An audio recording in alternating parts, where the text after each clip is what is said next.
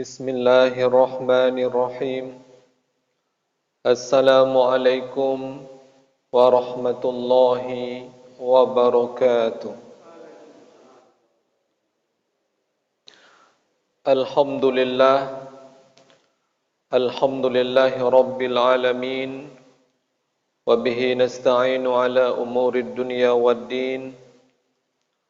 Wassalatu wassalamu ala sayyidil ulama ar-rabbaniyin Muhammadir Rasulil Amin al-mab'usu rahmatan lil alamin alladhi 'allama wa rabbal ulama ar-rabbaniyin biwahyi rabbil alamin wa ala alihi wa ashabihi ajma'in wa man ihtada bihadihim ila siratim mustaqim. Ashhadu an la ilaha illallah wahdahu la syarikalah wa ashhadu anna sayyidana Muhammadan abduhu wa rasuluh. Allahumma allimna ma yanfa'una wanfa'na bima 'allamtana innaka antal alimul hakim. Allahumma faqihna fid din wa 'allimna fit tafsir wat ta'wil ya arhamar rahimin. Jemaah salat fardu zuhur yang dirahmati oleh Allah Subhanahu wa taala.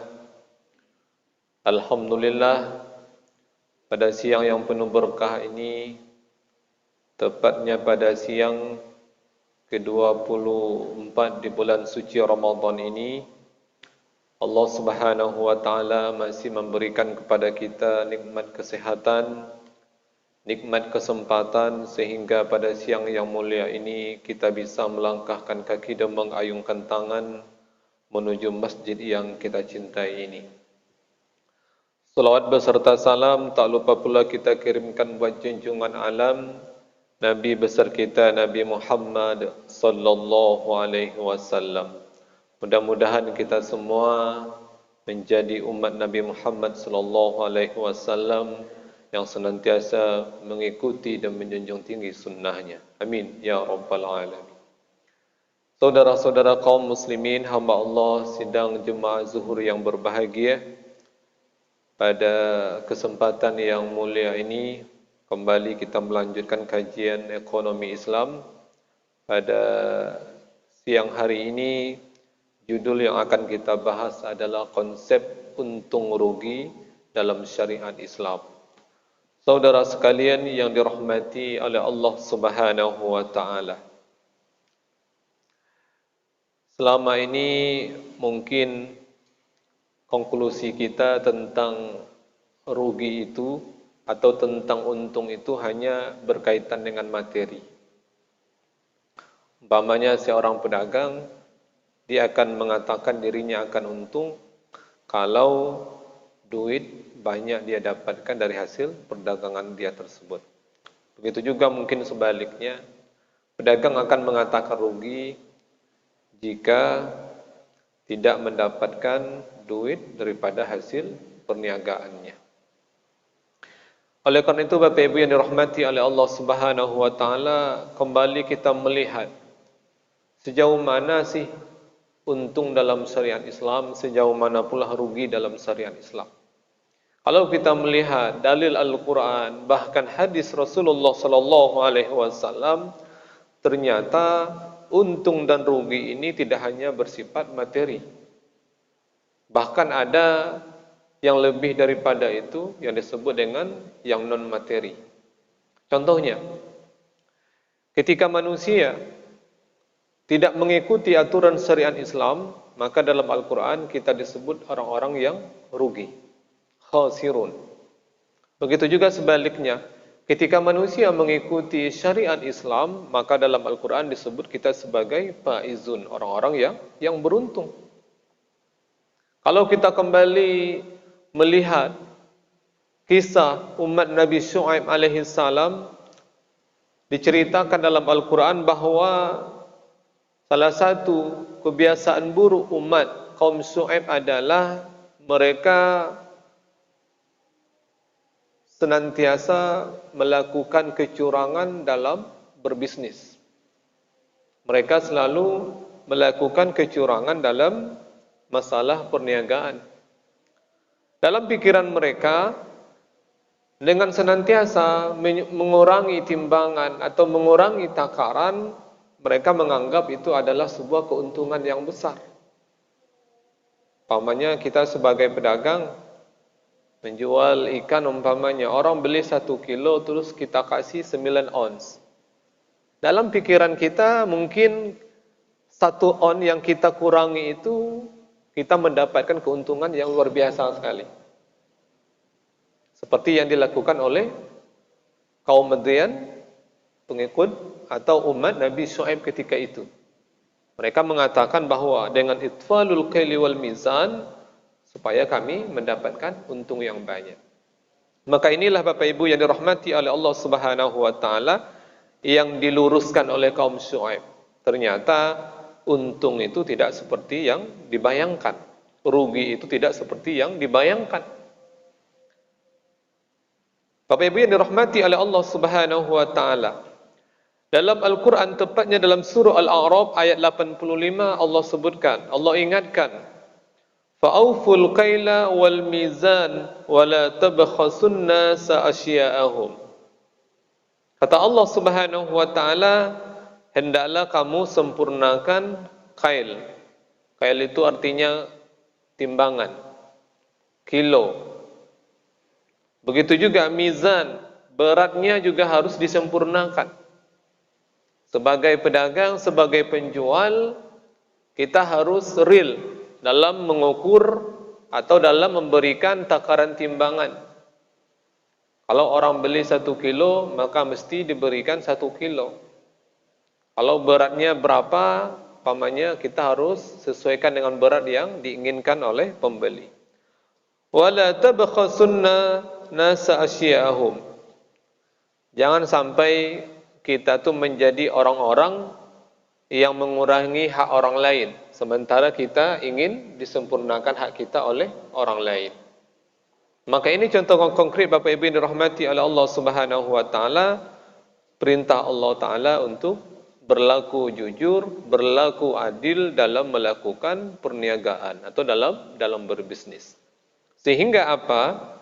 Sehingga dengan kita melakukan apa yang diperintahkan oleh syariat Islam, nanti ujungnya kita sampailah kepada orang-orang yang betul-betul beruntung. Tidak hanya di dunia, tentu yang lebih utamanya beruntung di akhirat. Makanya dalam ayat yang lain dikatakan oleh Allah Subhanahu wa taala, wailul lil mutaffifin. Justru Allah mengatakan celakalah bagi orang-orang yang curang dalam melakukan timbangan atau melakukan ukuran. Ini jelas Allah mengancam bahwa orang-orang yang tidak jujur dalam melakukan dunia bisnis atau perdagangan, Allah katakan neraka akan tempat kembali untuk mereka. Bapak Ibu yang dirahmati oleh Allah Subhanahu wa taala. Maka dalam mencari rezeki supaya kita menjadi orang-orang yang beruntung, maka prinsip pertama yang harus kita miliki adalah al-wafa' bil kili wal mizan. Harus kita sempurnakan kilo atau timbangan. Karena sesungguhnya dengan menyempurnakan kilo dan timbangan ini, maka disinilah kita termasuk orang-orang yang beruntung. Artinya tidak mengambil hak orang lain secara batil atau secara zalim. Yang kedua, al-iktina' birizqil halal. Sebagai manusia, kita harus berusaha untuk merasa qanaah dengan yang halal. Jadi kita merasa cukup dengan yang halal. Jangan sampai mencari kehidupan kita melakukan atau melewati yang namanya hudud Allah Subhanahu wa taala yang disebut dengan yang haram. Kadang-kadang karena ingin mendapatkan sesuatu atau ingin mengambil keuntungan atau mengeruk keuntungan, kadang-kadang yang haram itu atau cara-cara eksploitasi atau berdusta atau menipu tetap kita lakukan dengan alasan ya kita ingin untuk mendapatkan keuntungan yang besar, tapi sayangnya dengan cara yang tidak baik sebagaimana yang terjadi pada umat Nabi Syuaib alaihi salam. Kemudian yang ketiga, hari ini kita harus berpikir, kita harus meluruskan bahwa yang namanya untung tidak hanya sebatas materi, tidak hanya sebatas di dunia saja. Begitu juga rugi, tidak hanya sebatas materi saja, tetapi juga berbicara bahwa rugi itu bisa saja di dunia, bahkan sampai nanti ke akhirat. Maka seperti yang sudah saya sampaikan tadi, kalaulah untung itu hanya dinilai dengan materi, maka terlalu rendah kita memahami untung tersebut. Begitu juga, kalau kita nilai rugi itu hanya sebatas materi, betapa rendahnya kita memahami konsep kerugian tersebut. Begitu juga seterusnya, andaikan untung itu hanya berbicara setakat hidup di dunia saja, maka terlalu rendah memahami untung kalau hanya untuk kehidupan di dunia saja. Begitu juga seterusnya, kalau kita hanya memahami rugi itu hanya di dunia saja, maka terlalu rendah kita memahami rugi itu hanya di dunia. Akan tetapi untung itu yang paling besar adalah keuntungan di akhirat. Begitu juga rugi itu, kerugian yang sesungguhnya, kerugian di akhirat. Andaikan hari ini kita melakukan perkara-perkara yang terlarang oleh agama, maka dalam konsep Islam kita disebut orang-orang yang merugi. Sehingga nanti di akhirat kita termasuklah ke dalam orang-orang yang merugi, orang-orang yang sengsara selama-lamanya.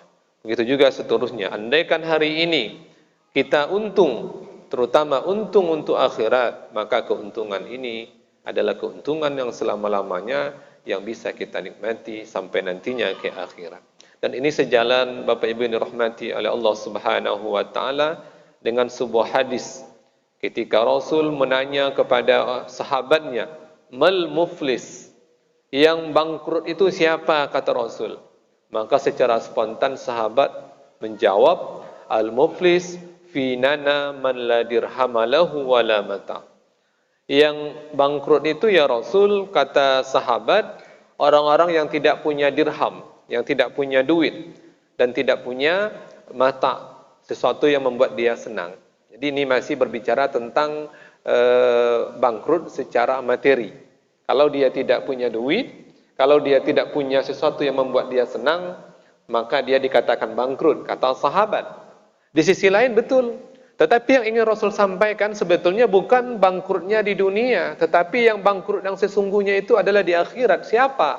Maka Nabi katakan, "Innal muflis min ummati ya'ti yaumal qiyamati bisolatin wa siyamin wa zakatin." Sesungguhnya kata Nabi, orang yang betul-betul bangkrut mulai dari dunia, apalagi di akhirat, kata Nabi, adalah orang-orang yang nanti datang di hari kiamat bisolatin, dengan membawa, dengan membanggakan pahala solat yang dia lakukan, kemudian wasiyamin, dengan bangga membawa amal ibadah puasa yang dia lakukan, wazakatin, begitu juga dengan bangga membawa amalan zakat yang sudah dia lakukan selama di dunia.